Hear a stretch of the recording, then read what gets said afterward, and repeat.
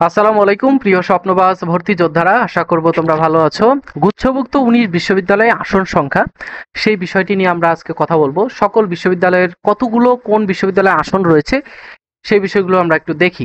দেখো যে ইসলামী বিশ্ববিদ্যালয়ে মোট আসন রয়েছে 2050টি এবং বিজ্ঞান শাখার 970, বাণিজ্য শাখায় রয়েছে 435, মানবিক শাখায় রয়েছে 660 এবং চারুকলায় রয়েছে 30টি।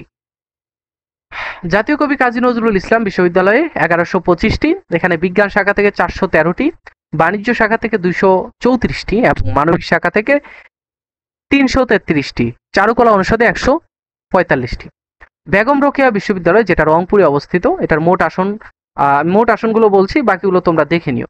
মোট আসন রয়েছে 1395টি। বরিশাল বিশ্ববিদ্যালয় রয়েছে 1570টি, রবীন্দ্র বিশ্ববিদ্যালয় 225টি, নেত্রকোনা বিশ্ববিদ্যালয়, সেটা আগে হয়তো শেখ হাসিনা বিশ্ববিদ্যালয় এরকম নামে ছিল বা বঙ্গবন্ধু বিশ্ববিদ্যালয় এরকম ছিল।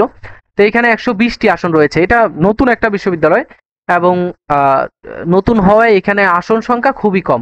কিশোরগঞ্জ বিশ্ববিদ্যালয়, আচ্ছা, হয়তোবা নেত্রকোনা নয়তো কিশোরগঞ্জ, এই দুইটার একটা হচ্ছে তোমার শেখ হাসিনা বিশ্ববিদ্যালয় ছিল, আমার যতটুকু মনে আছে। 114টি আসন রয়েছে, খুবই কম। এখানে দেখো 61, 27, এখানে বিজ্ঞান বাণিজ্য মানবিক শাখার জন্য। আচ্ছা, এরপর দেখো টাঙ্গাইলে যেটা অবস্থিত মাওলানা ভাসানী বিজ্ঞান ও প্রযুক্তি বিশ্ববিদ্যালয়, যারা টাঙ্গাইলের আশেপাশে রয়েছে এবং দেশের যে কোনো স্থান থেকে এই বিশ্ববিদ্যালয়গুলোতে পড়াশোনা করা যায়। 875টি, আর এখানে দেখো বিজ্ঞানের জন্যই রয়েছে 777 এবং বাকি ইউনিটের জন্য এগুলো রয়েছে। আচ্ছা, আমি এইগুলো বিস্তারিত কিন্তু বলছি না, যে বিস্তারিত বললে আমাদের হয়তো ভিডিওটা আরো বেশি লং হয়ে যাবে। আমি জাস্ট মোট আসনগুলো বলে দিচ্ছি।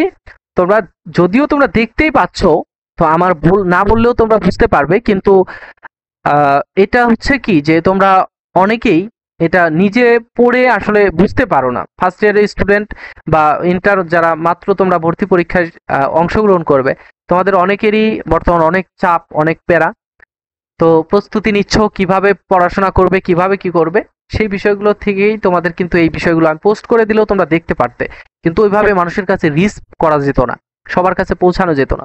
তোমরা চাইলে ভিডিওটা শেয়ার করে দিতে পারো কোথায়, তোমাদের ফ্রেন্ডদের, তোমাদের কলেজের যত গ্রুপ রয়েছে, তোমাদের অ্যাডমিশনের জন্য যে গ্রুপগুলো রয়েছে সেইগুলোতে তোমরা জানিয়ে দিতে পারো, ঠিক আছে।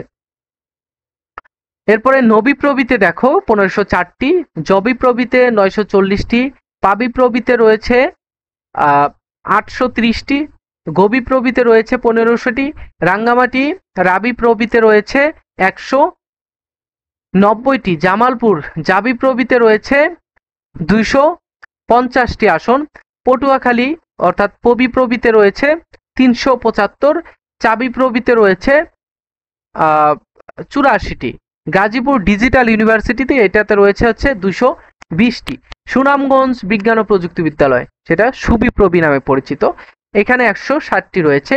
তারপরে হচ্ছে পিবি প্রবি, এটাতে রয়েছে 160টি। এগুলো যদি নির্দিষ্ট কোনো নাম না থাকে, আমি নতুন করে এগুলোর নাম বানিয়ে দিলাম, ঠিক আছে।